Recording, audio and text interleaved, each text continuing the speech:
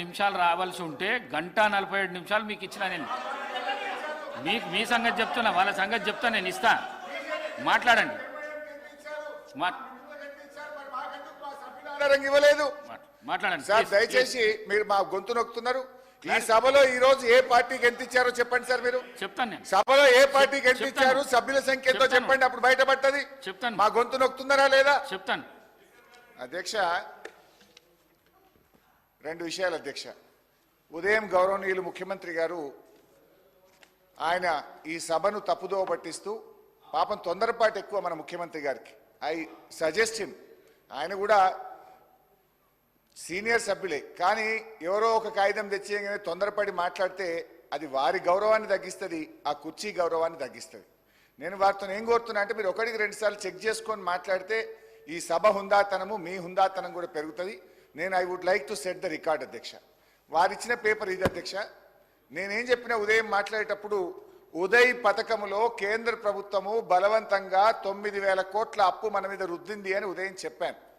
చెప్తే ముఖ్యమంత్రి గారి కాగితం తెచ్చి, ఇది ఉదయ్దే, తెచ్చి వీళ్ళు ఏం చదివిండ్రు, మీరు అన్ని మీటర్లు పెడుతుండ్రు, మీరు సంతకాలు పెట్టిండ్రు, పలానా ఆయన పెట్టిండు, ఈయన పెట్టిండు, ఆయన పెట్టిండు అని చాలా సుదీర్ఘంగా చెప్పారు. నేనేం చెప్పింది ఏంటిది, కేంద్ర ప్రభుత్వం 30,000 కోట్ల రూపాయల అప్పు మాకు ఇస్తామన్నా, బోరు బావుల కాడ మీటర్లు పెట్టము, మేము విద్యుత్ సంస్కరణలను ఒప్పుకోము అని సభానాయకుడిగా కేసీఆర్ గారు ఇక్కడ ఉండి చెప్పారు అని నేను చెప్పిన. దాని మీద లేచి ముఖ్యమంత్రి గారు ఈ కాగితం నాకు పంపారు. నేను ఇచ్చే కాగితం కూడా మీ ద్వారా మళ్ళీ వారికి పంపుతా. ఇందులో ముఖ్యమంత్రి గారు ఇచ్చిన కాగితంలో ఇది ఎప్పుడు ఉంది అధ్యక్ష, జనవరి 4, 2017. ఈ కాగితంలో ఎంత స్పష్టంగా ఉందంటే, installation of smart meters for all consumers other than agriculture consumers, వ్యవసాయ బోరు బావులకు కాకుండా ఇది మీటర్లు, పాత మీటర్లు ఉన్న చోట కొత్త మీటర్ పెట్టడం, రిప్లేసే తప్ప స్మార్ట్ మీటర్ తప్ప అసలు కొత్తగా మీటర్లు పెట్టే ముచ్చటనే ఇలా లేదు. ఇక నేను చెప్పిన కాగితం ఇది ఎప్పుడు వచ్చిందంటే 9th June 2021. 9th June 2021 కేంద్ర ప్రభుత్వం మనకు పంపిన కాగితం ఇది అధ్యక్ష. Ministry of finance, department of expenditure నుంచి వచ్చిన కాగితం. ఇందులో స్పష్టంగా వాళ్ళు ఏం చెప్పారంటే, the special dispensation has been recommended for each year for a 4 years period from 2021-22 to 24-25. This borrowing space will be in addition to the regular borrowing limit 4% of GSDP, including 0.5% linked to incremental capital expenditure. అని ఇందులో స్పష్టంగా ఏమన్నారు, ఏ రాష్ట్రాలు అయితే ఈ 0.5% అదనంగా అప్పు తీసుకోవాలనుకుంటున్నారో మీ ప్రతిపాదనలు పంపండి, మేము మీకు వరుసగా 4 ఏళ్ళు ఇస్తామన్నారు. 4 ఏళ్ళు మనం తీసుకుంటే 30,000 కోట్లు వచ్చేది. కానీ ఈ విద్యుత్ సంస్థల్ని ప్రైవేట్ పరం చేయొద్దని, రైతులకు ఇబ్బంది రావద్దని, వ్యవసాయ విద్యుత్ బావులకు మోటార్లు పెట్టొద్దని ఆనాడు మేము తీసుకోలేదని చెప్పాము అధ్యక్ష. ఈ కాగితం మీ ద్వారా గౌరవ ముఖ్యమంత్రి గారికి పంపిస్తున్నాను అధ్యక్ష. ఇకపోతే గౌరవనీయులు బట్టి విక్రమార్క గారు, సరే విక్రమార్క అన్నగారికి ఒక విషయంలో నేను ధన్యవాదాలు చెప్తా. విక్రమార్క అన్నకు నేను చెప్పే ధన్యవాదాలు ఒక్కటే నిమిషం.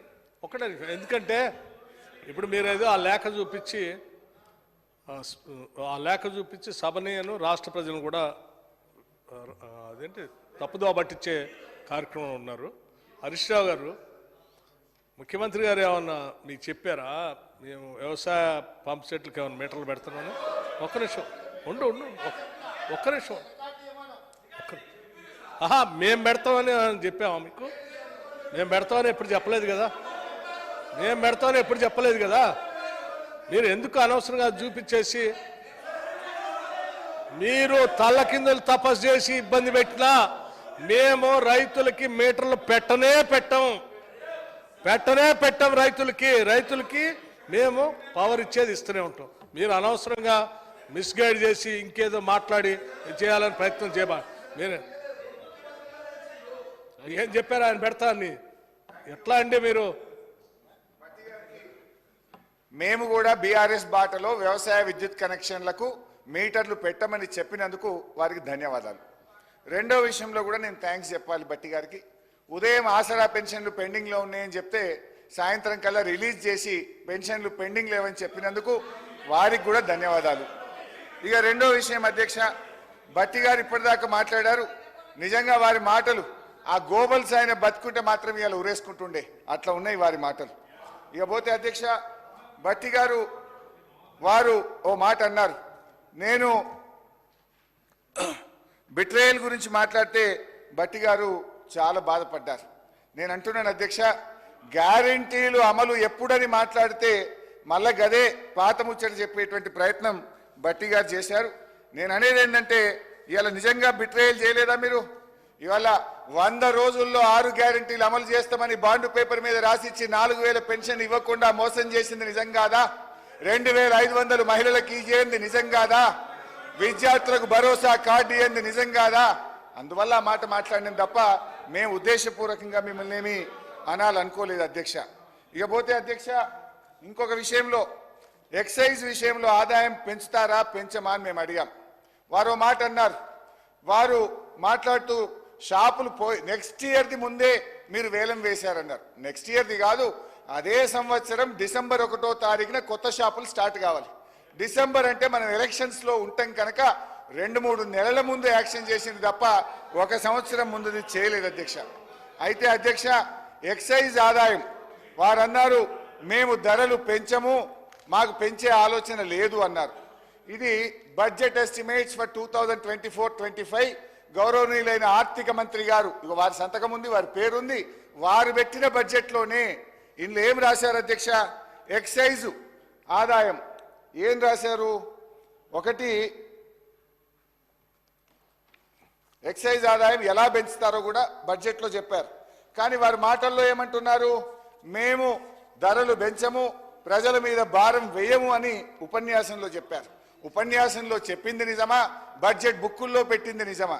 బడ్జెట్ బుక్కుల్లో డ్యూటీ ఆన్ బీర్ మొన్న రివైజ్ ఎస్టిమేట్లో 2766 కోట్లు వస్తే ఈ బడ్జెట్లో వారు ప్రతిపాదించింది 3500 కోట్లు. అంటే డ్యూటీ ఆన్ బీర్ అంటే బీరు మీద పన్నులు పెంచుతాము, 2766 నుంచి 3500 కోట్లకు పెంచుతామన్నారు.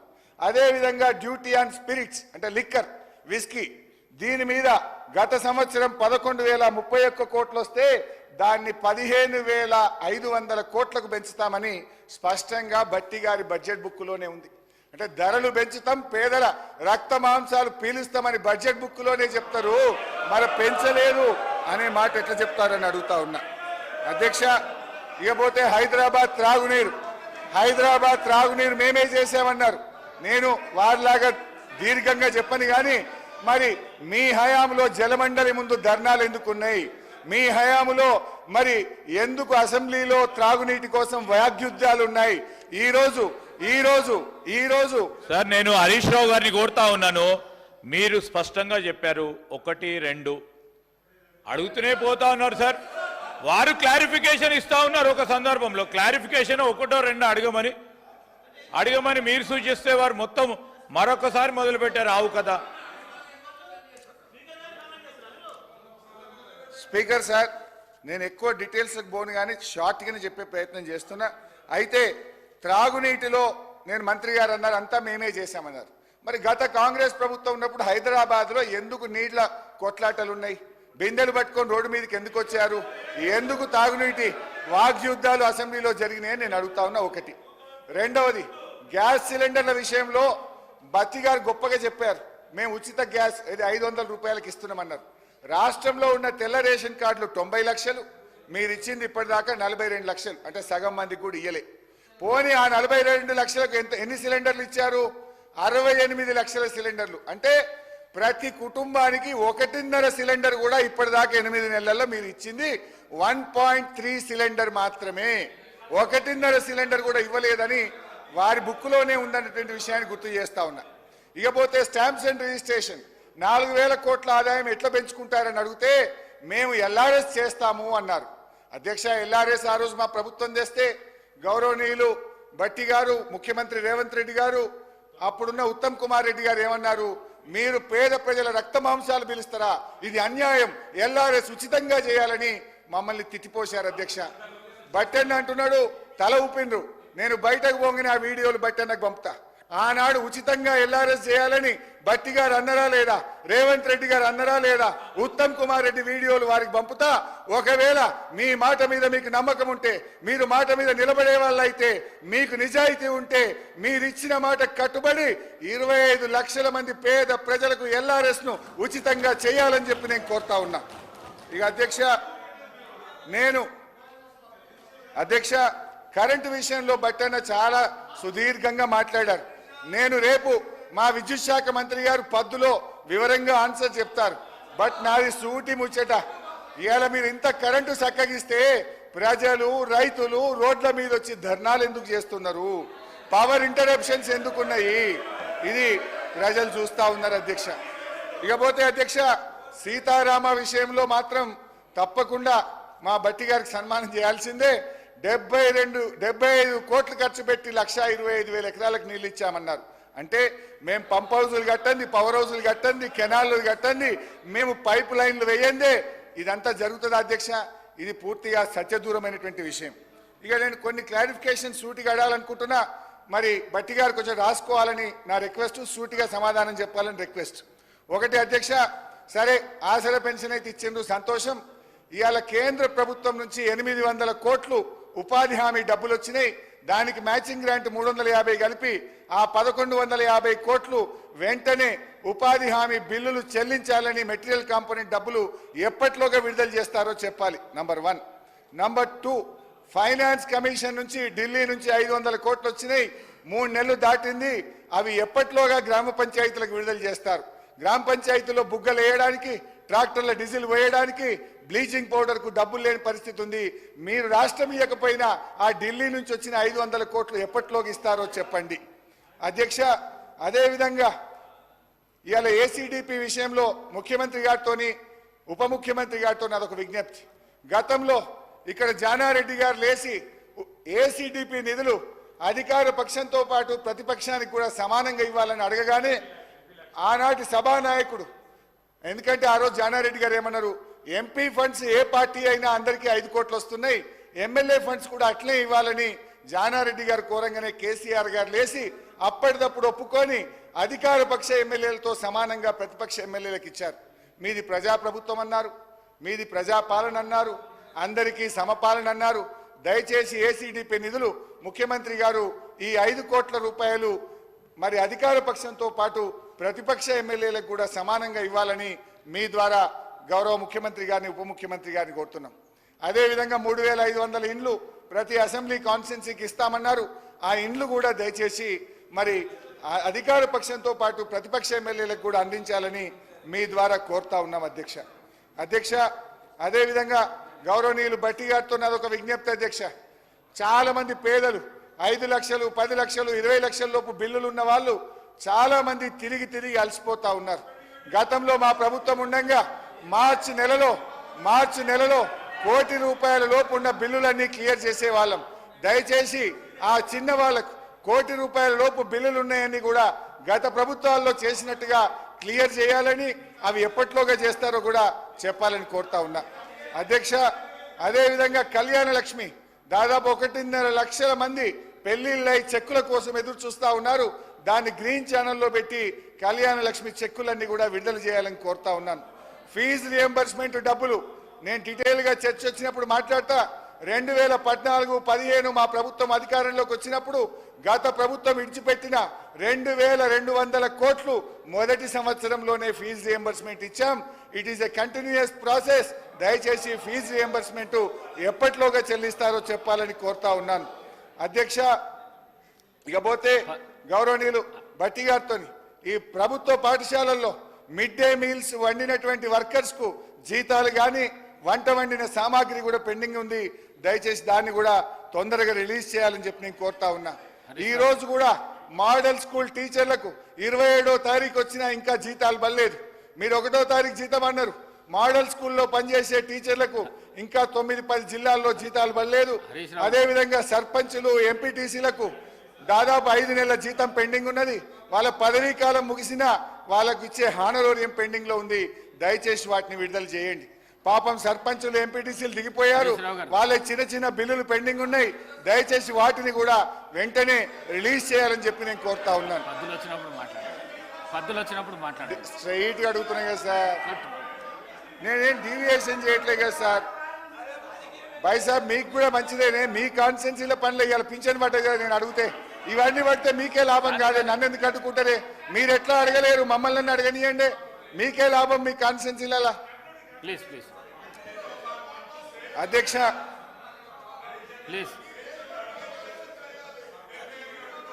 ప్లీజ్ ప్లీజ్ సార్ అధ్యక్ష కన్క్లూడ్ చేయండి ప్లీజ్. బట్టి గారు ఇంకొక విషయం కూడా నేను స్ట్రైట్ గా దయచేసి అడగాలనుకుంటున్నా. అప్పులు 35,000 కోట్లు మాత్రమే మేము చేశామని మీ బడ్జెట్ ప్రసంగంలో చెప్పారు. ఇది ఎఫ్ఆర్బిఎం అప్పులు. బడ్జెట్ బయట మీ ప్రభుత్వం హడ్కో నుంచి తెచ్చిన 3,000 కోట్లు ఏం చేశారు? విద్యుత్ శాఖకి ఇచ్చిన గ్యారంటీ ఎంత? సివిల్ సప్లైస్ కి మీ ప్రభుత్వం వచ్చినాక గ్యారంటీ ఎంత? జిహెచ్ఎంసీ బ్యాంకుల దగ్గర తెచ్చిన అప్పు ఎంత? నిన్నగాక మొన్న ఎన్సీడీసీ నుంచి 5,000 కోట్ల అప్పు తెచ్చుకున్నారు. ఇవన్నీ ఎందుకు దాచిపెడుతున్నారు? ఎఫ్ఆర్బిఎంది మాత్రమే చూపించి అవుట్ సైడ్ ద బడ్జెట్ వివిధ కార్పొరేషన్లకు గ్యారంటీల రూపంలో తెచ్చిన అప్పుల లెక్కలు ఎందుకు దాస్తున్నారు? వాటి వివరాలు కూడా మాకు చెప్పాలి. మొత్తం ఎంత తెచ్చారు? సివిల్ సప్లైస్ కార్పొరేషన్లో కానీ ఎలక్ట్రిసిటీకి ఎంత గ్యారంటీ ఇచ్చారు? హడ్కోకి ఎంత ఇచ్చారు? ఎన్సీడీసీ నుంచి ఎంత తెస్తున్నారు? ఇతర వివిధ కార్పొరేషన్లకు ఎంత గ్యారంటీలు ఇచ్చారు, ఎంత తెచ్చారో కూడా చెప్తే ప్రజలకు అర్థమవుతుంది, సభలో ఉండే సభ్యులకు కూడా అర్థమవుతుంది. ఇకపోతే రీపేమెంట్స్ కూడా మీరు తక్కువ చేసి చూపారు. మీ అంకెలను అడ్జస్ట్ చేయడానికి చెప్పారా? నిజంగా రీపేమెంట్స్ తగ్గుతున్నాయా? ఈ వచ్చే సంవత్సరం మనం కట్టాల్సిన ప్రిన్సిపల్ ఎంత, ఇంట్రెస్ట్ ఎంత, వాస్తవాలకు సరిపోకుండా మీ అంకెలు ఉన్నాయని గతంలో ఆర్థిక మంత్రిగా పనిచేసిన అనుభవంతో నేను చెప్తున్నా. వాస్తవానికి కట్టాల్సిన దాంట్లో సగం కూడా మీరు బడ్జెట్లో పెట్టలేదు. అంటే మీరు ఏం చేయబోతున్నారు? ఎలా మీరు ప్రిన్సిపల్ అండ్ ఇంట్రెస్ట్ పేమెంట్ చేయబోతున్నారు? ఎందుకు బడ్జెట్లో తక్కువ పెట్టారు? యాక్చువల్స్ ఎంత, పెట్టింది ఎంత, ఆ గ్యాప్ను ఎలా పూర్తి చేస్తారో కూడా ఈ సభకు చెప్పాలని చెప్పి, మేము అడిగిన వాటికి సూటిగా చెప్పాలని చెప్పి కోరుతూ సమయం ఇచ్చినందుకు ధన్యవాదాలు. పాయల్ శంకర్ గారు ఒక్క నిమిషం. పాయల్ శంకర్ గారు, గౌరవ ముఖ్యమంత్రి. సభ్యుడు మళ్ళీ సభను తప్పుదోవ పట్టించే ప్రయత్నం చేస్తున్నారు సార్. నేను స్పష్టంగా, ఎందుకంటే వారి అబద్ధాలను చూసి నాకే ఒకసారి అనుమానం వచ్చింది. నేనేమైనా నిజంగానే వ్యవసాయ మోటార్ల కాడీలు మీటర్లు పెడతారని అన్ననా ఏంది అని మొత్తం రికార్డు తెప్పించిన అధ్యక్ష. నేను సూటిగా తమ ద్వారా సవాల్ విసురుతున్నా. నేను చదివింది వాళ్ళు సంతకాలు పెట్టిన అగ్రిమెంటులో కాలం బై కాలం ట్రైపార్టేట్ అగ్రిమెంట్ ఎట్లా చేసిండ్రు, ఏ విధంగా డిస్ట్రిబ్యూషన్ ట్రాన్స్ఫార్మర్స్ దగ్గర మీటర్లు పెడతామన్నారు, ఏ విధంగా 500 యూనిట్స్ అబో కన్జ్యూమర్స్ దగ్గర మీటర్లు పెడతామన్నారు, ఏ విధంగా 200 యూనిట్ల కంటే పైన వినియోగదారుల మీద ఏ విధంగా మీటర్లు పెడతామన్నారు, సంతకాలు పెట్టిన అధికారులకు సంబంధించిన వివరాలు నేను స్పష్టంగా చెప్పడమే కాకుండా ఈ డాక్యుమెంటు వాస్తవాలను వారు చూసి నేర్చుకుంటారు, సర్దిద్దుకుంటారు, ఈ సభకు క్షమాపణ చెప్తారని ఊహిస్తే దీన్ని మళ్ళీ తప్పుదోవ పట్టించే విధంగా అధ్యక్ష, ఇప్పుడు నేను అడిగి హౌస్లో నేను ఏం మాట్లాడినో టోటల్ రికార్డ్ తెప్పించిన అధ్యక్ష. ఎక్కడైనా కానీ వ్యవసాయ పంపు సెట్ల దగ్గర వీళ్ళు మీటర్లు పెడతారని నేను మాట్లాడినా. నేను స్పష్టంగా ఒక్క మాట అడగదలుచుకున్నా. వెనకాల విద్యుత్ శాఖ మంత్రిగా పనిచేసిండు. డిస్ట్రిబ్యూషన్ అధ్యక్ష, మనం అందరం వ్యవసాయ కుటుంబాల నుంచి వచ్చినాం, గ్రామాల నుంచి వచ్చినాం. ఆ మాత్రం ఇంగిత జ్ఞానం లేకుండా, అవగాహన లేకుండా రాజకీయాలకు కూడా రాలేదు. నేను ఒక్క మాట అడగదలుచుకున్నా అధ్యక్ష. డిస్ట్రిబ్యూషన్ ట్రాన్స్ఫార్మర్స్ దగ్గర 100% మీటర్లు పెడితే డిస్ట్రిబ్యూషన్ ట్రాన్స్ఫార్మర్స్ ఎక్కడుంటాయి అధ్యక్ష? డిస్ట్రిబ్యూషన్ ట్రాన్స్ఫార్మర్స్ కింద వ్యవసాయ కనెక్షన్స్ ఉండవా? వ్యవసాయానికి పోయే కాడ నువ్వేం చేస్తున్నావు? హోల్సేల్గా డిస్ట్రిబ్యూషన్ దగ్గర పెడుతున్నావు. ఈచ్ ఇండివిజువల్ వ్యవసాయదారుడి దగ్గర నువ్వు మీటర్లు పెడతలేవు. కానీ నేను ఎక్కడైనా ఆ మాట అన్నానా? నేను ఎగ్జాక్ట్గా ఇందులో ఉన్న కంటెంట్ చదివి వినిపించి నరేంద్ర మోడీ తోటి వీళ్ళు 2017 జనవరి 4 నాడు సంతకాలు పెట్టినరు. ఆ సంతకాలలో స్పష్టంగా డిస్ట్రిబ్యూషన్ ట్రాన్స్ఫార్మర్ల దగ్గర జూన్ 30 తారీఖు 2017 లోపల మీటర్లు పెడతారు. అదేవిధంగా ఫీడర్ మీటరింగ్ దగ్గర జూన్ 2017కు పెడతారు. అదేవిధంగా 500 యూనిట్లు వినియోగించే వినియోగదారుల దగ్గర స్మార్ట్ మీటర్స్ పెడతారు. ఏది డిసెంబర్ 31, 2018. అదేవిధంగా 200 యూనిట్లు వినియోగించే వినియోగదారుల దగ్గర స్మార్ట్ మీటర్స్ 2019లో పెడతారని నేను చెప్పి ఎవరెవరు సంతకాలు పెట్టినరో అధికారుల పేర్లు కూడా చెప్పిన. ఈరోజు ఇప్పుడు నేను అడుగుతున్నా అధ్యక్ష, స్పష్టంగా ఈ రికార్డు అంత ఇక్కడ ఉంది. దీంతో పాటు ఈ రికార్డు కూడా వాళ్ళని ఒకసారి చూడమని. మళ్ళీ సభను తప్పుదోవ పట్టించి ముఖ్యమంత్రి గారు తొందరపడతారు, కాగితాలు తెచ్చిస్తే చదువుతారు. నాకేం తొందర ఏముంది అధ్యక్ష? పదవి పోయినందుకు మీకు తొందర ఉంది, మీకు బాధ ఉంది, మీకు దుఃఖం ఉంది. ఆ దుఃఖంలో మీరు ఏం మాట్లాడుతున్నారో మీకు అర్థమైతలేదు. ఇవాళ మీరు స్పష్టంగా ఒప్పందాలు చేసుకున్నారు. నరేంద్ర మోడీ గారు మీరు కలిసి 2017 జనవరి 4 నాడు సంతకాలు పెట్టినరు. ఇవాళ ఈ ఒప్పందం ప్రకారం తెలంగాణ రాష్ట్ర ప్రభుత్వం ఈ ఒప్పందాలను ఒకవేళ అమలు చేయకపోతే, ఈ స్మార్ట్ మీటర్స్ బిగించకపోతే ఈ అగ్రిమెంటును ఉల్లంఘించడమని కేంద్ర ప్రభుత్వము డిస్కాంల మీద చర్యలు తీసుకునే అవకాశం ఉంది. ఇప్పుడు మెడ మీద కత్తి వేలాడుతుంది. వీళ్ళు చేసిన దుర్మార్గమైన ఒప్పందాలు తెలంగాణ రాష్ట్రానికి గుదిబండగా మారి, ఆనాడు వాళ్ళు ప్రేమించుకున్నప్పుడు సంతకాలు పెట్టుకున్నప్పుడు ఇవన్నీ కనిపించాలి. కానీ ఎన్నికల దగ్గరకు వచ్చినప్పుడు వ్యవసాయ పంపు సెట్లకు మీటర్లు పెడితే రైతులు ఊరేస్తారని తెలిసి ఇవాళ మేము తిరగబడ్డాం. మేము 30,000 కోట్ల రూపాయలు తెచ్చుకోలేదు. ఎవరిని మభ్య పెడుతున్నారు అధ్యక్ష? ఇప్పుడు కూడా నేను స్పష్టంగా చెప్తున్నా, ఇది మీరు సంతకాలు పెట్టిందా కాదా, మీరు ఒప్పందాలు చేసిందా కాదా? ఈ 28 పేజీలలో మీరు సంతకాలు పెట్టి తెలంగాణ రాష్ట్ర విద్యుత్ శాఖను కేంద్ర ప్రభుత్వానికి అప్పచెప్పి ఈరోజు విధి లేని పరిస్థితి తెలంగాణ రాష్ట్రానికి విద్యుత్ శాఖకు కల్పించి మళ్ళీ కూడా అబద్ధాలతోని కప్పిపుచ్చే ప్రయత్నం చేస్తుండు. ఇప్పటికైనా నీ అనుభవం అంతా అబద్ధాల కోసం వినియోగించకు. నీ అనుభవము కనీసము ప్రజలకు, రైతులకు, వినియోగదారులకు ఉపయోగపడే విధంగా, అదేవిధంగా గతంలో చేసిన పాపాలను సభ ద్వారా చర్చ వచ్చినప్పుడు తెలంగాణ ప్రజలకు క్షమాపణ చెప్తే రేపు రాబోయే రోజుల్లో 1 6 సీట్లు వస్తాయి. అంతే తప్ప ఇట్లనే అబద్ధాలు చెప్తే వచ్చేసారి ఒక్క వార్డు మెంబర్ కూడా గెలవారు అధ్యక్ష. ఈసారి పార్లమెంటు మెంబర్ పోయింది, ఒక్కటి రాలే, గుండుసూన్ వచ్చింది. ఇట్లనే మాట్లాడితే పంచాయతీ మెంబర్ కూడా గుండుసూన్ అవుతుంది అధ్యక్ష. కాబట్టి నేను వారికి చెప్పదలుచుకున్నది ఒకటే, ఇట్లాంటి అబద్ధాలతోని మీరు ఎక్కువ కాలము ఎల్లదీయలేరు. మీరు ఇప్పటికైనా ఈ బడ్జెట్ సమావేశాలలో ఈ డాక్యుమెంటును మేము ప్రజలకు తీసుకొచ్చి పెట్టినాము, ఈ సభలో పెట్టినాము. ఇప్పటికైనా వాస్తవాలు బయటకు వచ్చినాయి. తెలంగాణ సమాజం అర్థం చేసుకోవాలి. ఇంతకాలం వాళ్ళు ఊకదంపుడు ఉపన్యాసాలు ఏవైతే చెప్పారో, మేము కేంద్ర ప్రభుత్వం మీద పోరాటం చేసినాం, మేము సంతకాలే పెట్టలేదు, మేము మీటర్లు పెట్టమన్నాం, అన్నీ పచ్చి అబద్ధాలు అధ్యక్ష. సంతకాలు పెట్టిన అధికారులు నేను మళ్ళొక్కసారి చదివి వినిపించదలుచుకున్న అధ్యక్ష.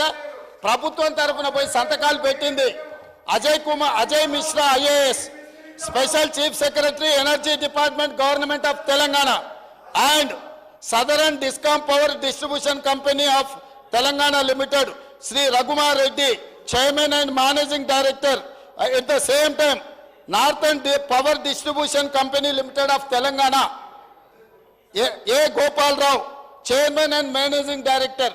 వీళ్ళందరూ స్పష్టంగా ఒప్పందాలు చేసి సంతకాలు పెట్టి ప్రజలు ఎప్పుడైతే గుర్తుపట్టి కర్రుగాల్చి వాత పెడతారని అనుకున్నారో అప్పుడు మాట తిప్పేసి మాట్లాడుతున్నారు అధ్యక్ష. ఈరోజు ఈ ఒప్పందం ప్రకారం తెలంగాణ ప్రభుత్వానికి, ముఖ్యంగా జెన్కో అండ్ ట్రాన్స్కో విద్యుత్ శాఖ డిస్కాంలకు ఈ ఒప్పందాన్ని అమలు చేయకపోతే ఈ అగ్రిమెంట్ను ఉల్లంఘించినందుకు కేంద్ర ప్రభుత్వం చర్యలు తీసుకోవడానికి అవకాశం ఉంది. ఇప్పుడు విధి లేని పరిస్థితుల్లో స్మార్ట్ మీటర్లు వినియోగదారులకు పెట్టక తప్పని పరిస్థితి మన ప్రభుత్వానికి, మన ప్రజలకు వచ్చింది. కాబట్టి ఇప్పటికైనా వారు క్షమాపణ చెప్తే బాగుంటుంది తెలంగాణ ప్రజలకని నేను మీ ద్వారా చెప్తున్నా. వారు మాట్లాడిన అబద్ధాలను అన్నింటిని కూడా రికార్డుల నుంచి తొలగించండి అధ్యక్ష.